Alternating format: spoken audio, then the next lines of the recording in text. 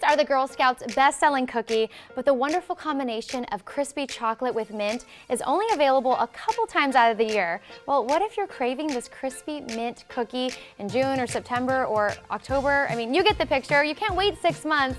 That's why we created a homemade Thin Mints recipe. On Just Add Sugar, we're bringing you our favorite sugary recipes that are sure to tempt and delight any sweet tooth. Girl Scout Thin Mints are definitely my favorite cookie, and according to Girl Scout, they sell over 50 million Thin Mints every single year. A Thin Mint is basically a thin, crispy mint chocolate cookie covered in dark chocolate ganache, and I'm going to show you how to make them. So first, we're going to start by combining our flour with our cocoa powder, salt, and baking soda. And I've already preheated my oven to 325 degrees. You know, a lot of people think that Samoas are the #1 bestseller, but it's actually Thin Mint. Now over here, I'm gonna start beating our shortening with our sugar. You're probably wondering, okay, why are we using shortening and not butter? Well, shortening is what's gonna help make a nice, thin, crispy cookie. Once our shortening is creamy and whipped, I'm gonna start incorporating our sugar a little at a time until it slowly dissolves into the shortening. Now you might be wondering, okay, we just put 1 cup of sugar in this recipe. Well, this renders about 30 cookies, which is about 1 box of Girl Scout Thin Mints. Now I'm gonna add 1 egg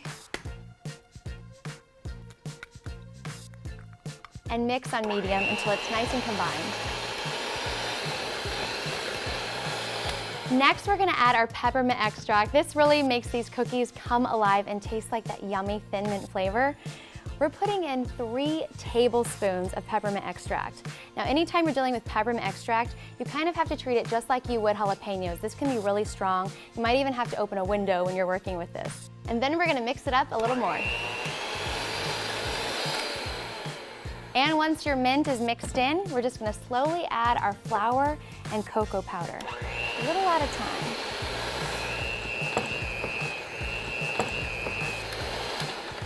There we go, and believe it or not, this is the dough. It's slightly dry, slightly crumbly, so don't be alarmed if it doesn't look like typical cookie dough. We're making Thin Mints, and this is gonna make a nice thin cookie.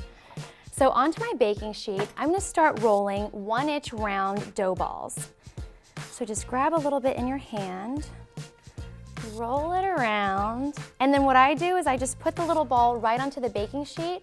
As soon as I have 1 full tray, I'm just gonna use the bottom of my mason jar and press it down until it's about 1/4 inch thick and make my Thin Mint.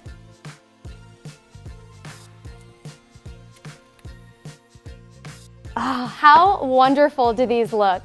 Now we're gonna put them into the oven for about 7 minutes. After 7 minutes, you're gonna rotate them around for another 7 minutes and then let them cool for about 10 minutes. Take a look at our Thin Mints. They've already cooled and you can see they've kind of puffed up a little more than a Girl Scout Thin Mint. And now I'm gonna dunk them into our dark chocolate. So you wanna get both sides using a spoon to just cover every little crevice, drizzling off the excess, and then I'm gonna put it onto a piece of wax paper. Oh my God, they look so good. All right, dunk, dunk. And right onto the wax paper. Oh my gosh, these look so much better than real Thin Mints, right? These Thin Mints look so gorgeous, but I'm just gonna add some mint green chocolate drizzle to give it some extra flair. Oh my gosh, these practically look like a Girl Scout patch.